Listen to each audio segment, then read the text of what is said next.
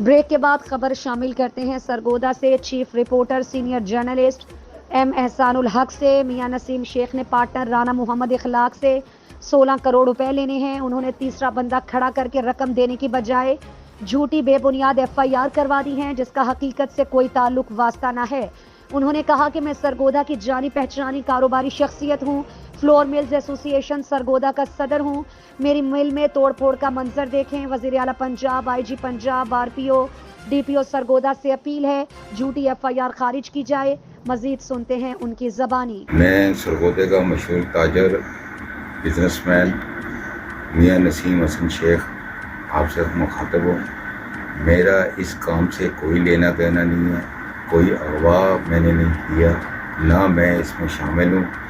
ये मेरा पार्टनर था राना मोहम्मद इखलाक, और ये उसका भाई उसके साथ जोनसना राना इश्तियाक।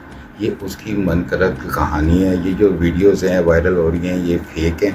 इनको एडिट करके इनको मेरे नाम से मंसूब किया जा रहा है। मेरा ऐसे कामों में कोई लेना देना नहीं, मेरी कोई कैरियर इस तरह का नहीं है। बल्कि राना इखलाक तकरीबन 14 से 15 पर्चों में ऑलरेडी आ चुका है। उसका ये बिज़नेस है लोगों को लूटना।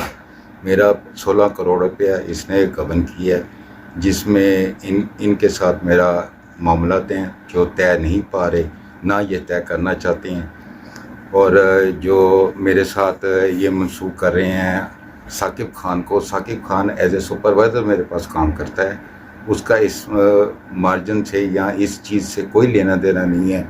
वो मुलाजिम है और अपने बच्चों का रोज़गार कमा रहा है मुझसे। और जब हमें ये पता चला कि ये थाना सेंट्रल टाउन में मनगढ़ंत कहानी बना के हमें इसमें फंसाया जा रहा है, तो मैं वहाँ से सेट पर हो गया। सच्चाई जो है ये हालात आपको बताएंगे और इसमें सच तलाश करें।